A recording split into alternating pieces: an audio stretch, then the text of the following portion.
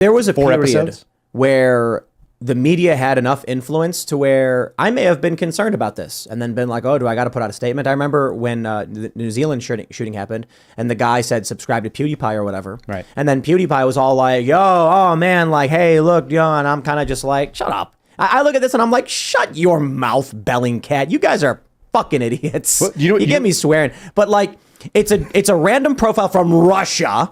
The credibility is almost nothing. And there's 4 clips from one show, one time. And so I just look at this and I'm like, let me tell y'all a story about when the Southern Poverty Law Center found a Holocaust-denying conspiracy theory website from Iran that listed me as a speaker. I have never been to Iran, and then claimed that I was a speaker, and they had to retract and delete it and apologize because the best part was this.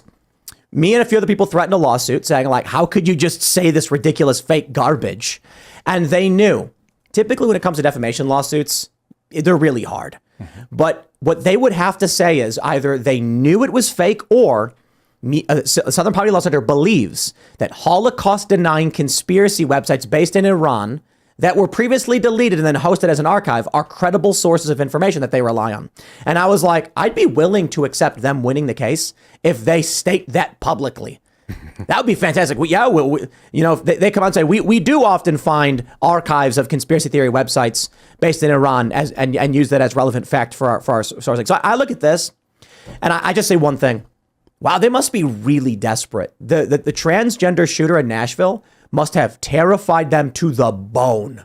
Because the other day, when we were in Miami, I was hanging out at Hard Rock Seminole, and this is what people were talking about. You hear what just happened in Texas? And I was like, yeah. And then someone goes, and that Nashville thing with that transgendered person. And I'm like, uh-oh. When a regular dude who doesn't know a whole lot about anything is talking about that stuff, you can see exactly why they're freaking out. Well, this is the apple of discord too, right? So it's that golden apple. It says to the fairest, it's just a shiny object. They toss it in the middle of the room. It doesn't have to have any meaning behind it other than whatever you ascribe to it. And people on the left have ascribed exactly what they want to feel. They fill in all the blanks. It doesn't matter that it's weak Russian. It doesn't matter that it's not backstopped. That's what we call that in the intelligence world. There's no backstop behind it, right? It doesn't go deep enough for there to be any kind of validity. And yet, it says what I want it to say. Yeah. It pegs my enemy in the way that I want it to peg them. So it's effective. And nobody looked into it any further because they don't care. They're not trying to find truth. What they're trying to find is, am I reaffirmed in my belief, whether it's that they hate you or that they hate, that it's obviously guns and white supremacy and all the other things that they're going to demonize. Just toss that shiny object in there. I really do wonder, like, what is the end goal of trying to claim this guy was a fan of libs of TikTok or Timcast? It has nothing to do with us. What's banned? Why would we get banned? I know. I think it would be ridiculous for them to ban you, but that's the angle. But that's the angle that they're trying to go with. That's why they're talking about it. That's why your enemies are continually bringing this up and tweeting. I disagree. I get your point, and maybe that's the intention, but it's just like there's literally nothing they can do. It doesn't work that way. With Alex Jones, they desperately try to find anything.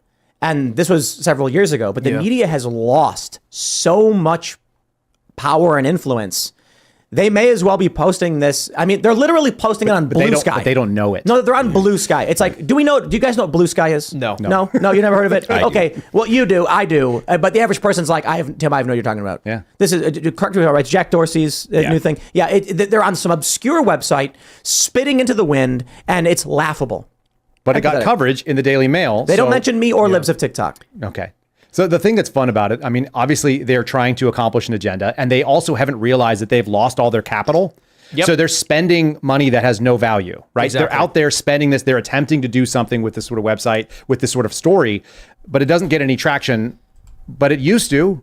And they're doing the same thing. It's like a toddler that's still throwing tantrums when you know that they're not going to pass out. They're not going to die if they pass out. So you're letting them pass out. Mm-hmm. So now they're throwing the tantrums, and those tantrums come out exactly what you'd expect. It's like, we're just going to watch you until you stop. Mm-hmm. There's no outcome to this that's going to be beneficial.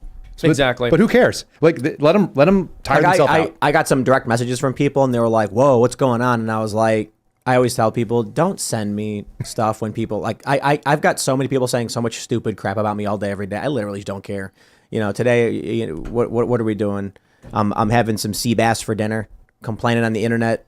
That's about it. This is meaningless. It's unfortunate what happened in Texas, but the left is looking for any kind of political angle. You take a look at what happened after Nashville.